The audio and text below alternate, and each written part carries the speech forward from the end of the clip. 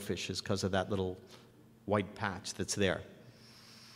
There's several species of Anthias in Hawaii that are endemic. This is longfin Anthias. These are found a little deeper.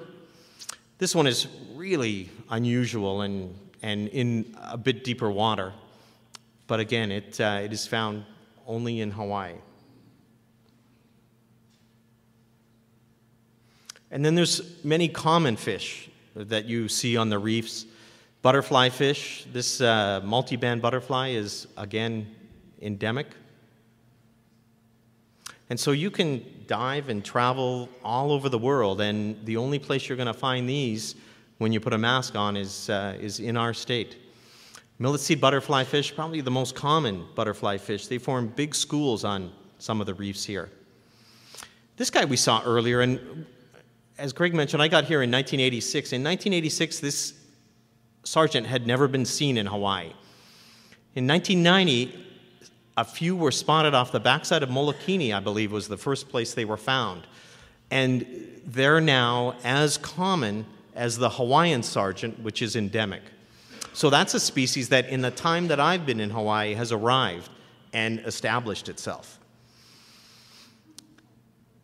This is our endemic mammal. The Hawaiian monk seals are mostly found up in the northwestern atolls, but occasionally you'll see them around the islands here. I photographed this one at Molokini. It is the most endangered marine mammal in U.S. waters, and since I've lived here, their numbers have continually dropped. And sometimes you'll run into them on the beach, and you want to stay away from them. They come up onto the beach during the day to rest, and they feed mostly at night. I call these guys the opposite of endemic. This is a blue-striped snapper, and this species would never have made it to Hawaii without the help of man. Back in the 50s, they decided that this could be a viable food source. And so in 1958, they put a bunch of them on the plane and flew them over here and dropped them on the reef. And they now have huge schools on the reefs around the state. This is another snapper. Didn't establish as well as the blue-striped snapper. But again, they're throughout the state, and it's a species that man brought here that never would have made it. Their larval state doesn't last long enough for them to get here. And they now compete with the species that are here for food on the reefs. This is another introduced species, peacock grouper, and these ones feed on the fish that should be here. And they're now actually a couple times a year having spearfishing competitions to go out to try to rid their numbers from the reefs. There are a couple groupers that are naturally found here. The giant grouper obviously has a large long larval state, and it made it here. And then there's an endemic grouper as well that's here. The endemic fish here is not the big fish that's in the picture, but the little tiny fish that's poking in the mouth of this surgeonfish. He's looking for parasites, and he sets up a cleaning station on the reef. And I've spent entire dives when I find a cleaning station just staying there and photographing the fish that come in. One will come in and then another, and it's a great place to find underwater. Moray eels, there's really a plethora of morays on the reefs in Hawaii, many, many different species, and they have a healthy set of teeth on them. They're the reason you don't want to put your hand back into cracks and crevices if you're exploring the reefs on Maui. They're not aggressive at all, although sometimes when you see them, people mistakenly think they are because they open and close their mouths all the time, showing you a good set of teeth. But that's what they need to do to breathe. And they won't swim out and bother you at all. That's a banded coral shrimp above the yellow margin eel. And some of the eels have no teeth whatsoever. This guy has really strong jaws and cracks shells and crustaceans for its meal, snowflake eel. And not very big around, maybe as big around as your thumb.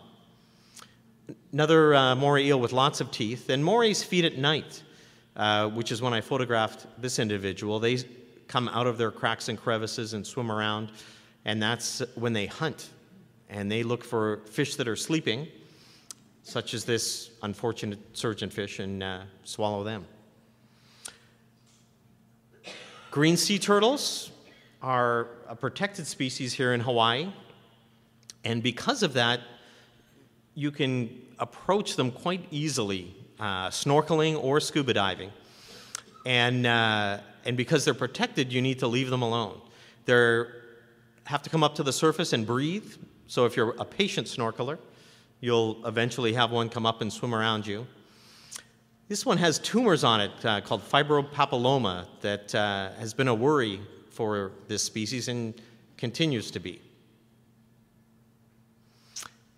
As I said earlier, lava is what formed the islands, and underwater, those lava flows formed just incredible lava tubes and archways and enormous caverns. There's a couple famous ones off Lanai called the cathedrals that divers visit every day. But the topography underwater in Hawaii is amazing. And I always tell divers to bring a small light or a big light, but take a light even during the day underwater, because if you explore all the cracks and crevices, there's just all sorts of creatures that live back inside there.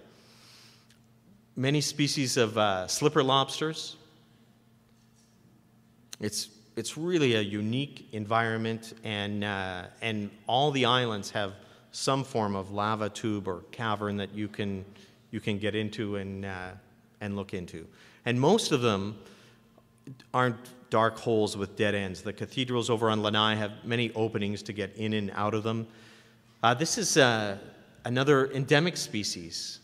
There's several species of lobsters that have the antenna out in front, look like the lobsters that end up with on your dinner table. But that one is unique to Hawaii. Harlequin shrimp, my favorite shrimp, and again, a flashlight and back in cracks and crevices are how you find some of these creatures. So a lot of Hawaii is hidden. You have to look for it.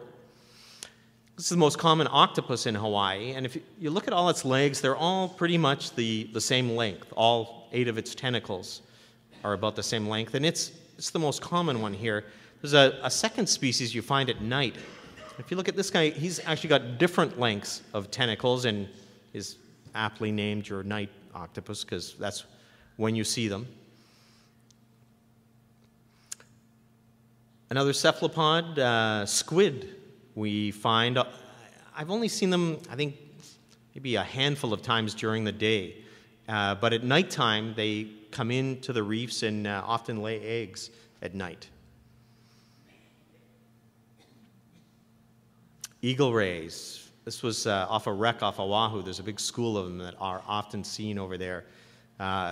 Eagle rays cruise the coastline and are commonly seen. They feed on urchins and other shellfish. They have really powerful jaws. This guy fed on an urchin recently. The arrow's pointing at the spines of the urchin that are the telltale sign that he was biting something with spines.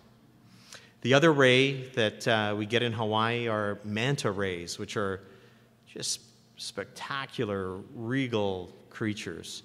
They can reach over 20 feet in their wingspan, and there's several places. Molokini, there's a dive off the coastline even of Maui where it's not uncommon to find these guys. They're related to sharks, but they're filter feeders, completely harmless.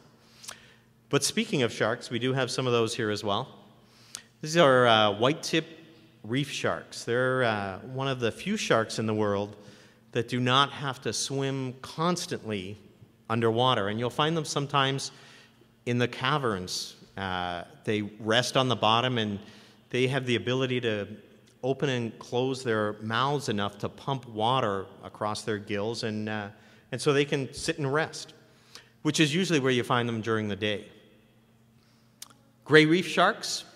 This species has been heavily fished in Hawaii, and it's a treat now to find one of these guys underwater. Molokini, you'll see them sometimes at deeper depths.